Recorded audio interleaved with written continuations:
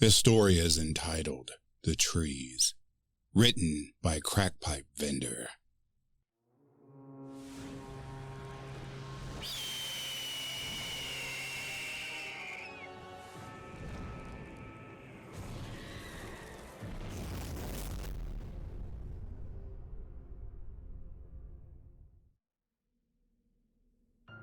I awoke violently once again. The whispering which had taunted me constantly was becoming louder and louder, almost too loud to bear. I sat up and grabbed my rifle, loading it through the top, pulling the bolt, and aiming it at the door. Every single night, since building my cabin deep in the Appalachian woods, something has haunted me, following me, driving me insane.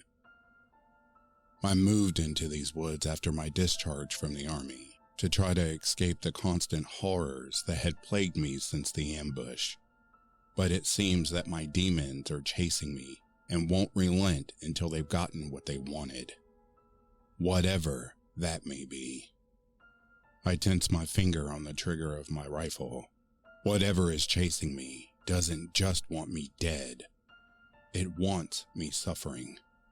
Both I and it know that it is more than capable of ending my life, but I haven't the slightest clue why it's waiting so long to put me out of my misery.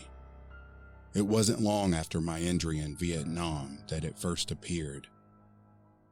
I initially thought I was just experiencing PTSD, or shock, as any person exploded by an RPG would. The doctors could explain away as to what I was seeing and experiencing was just a result of the attack on my psyche.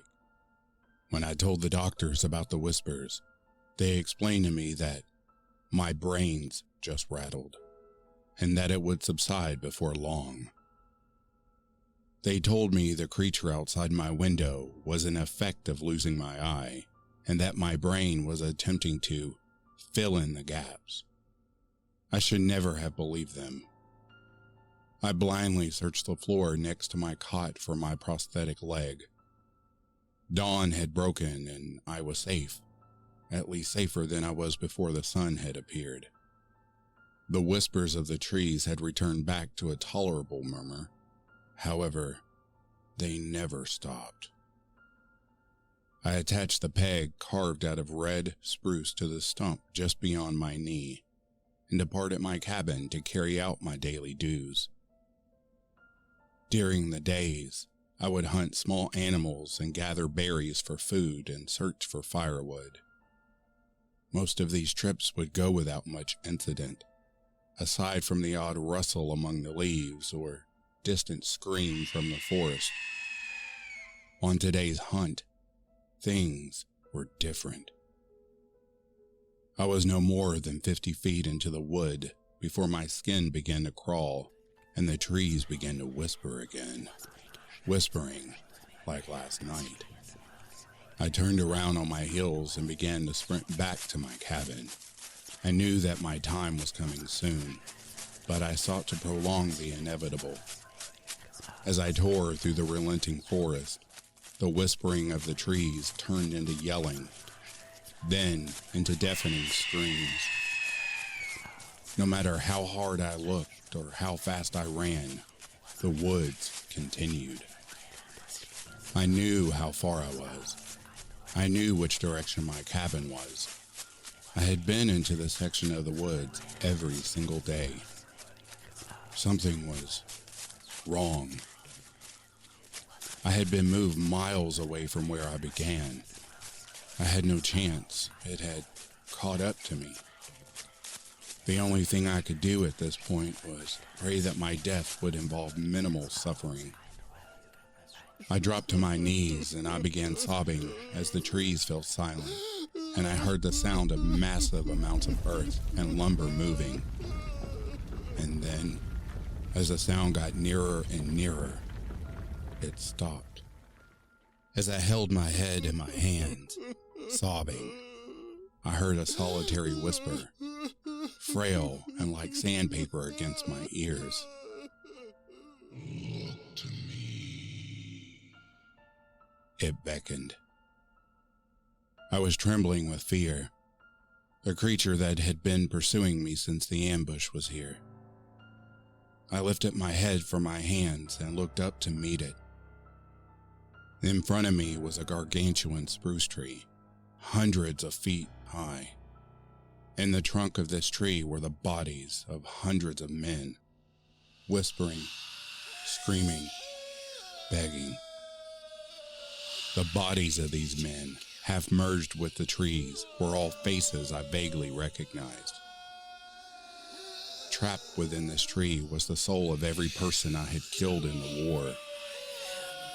The tree's voice, rough like its bark, called again. Look upon me. Look upon the souls you've damned.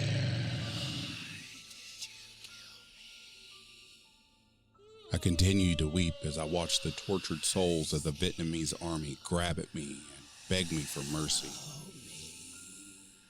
You were responsible for the loss of these men. Freedom fighters for their homeland. The tree's voice tore against my ears. The gunshots, explosions, and fires that led to the death of these people all originated from you. You are responsible. You did this. You are the monster, not I.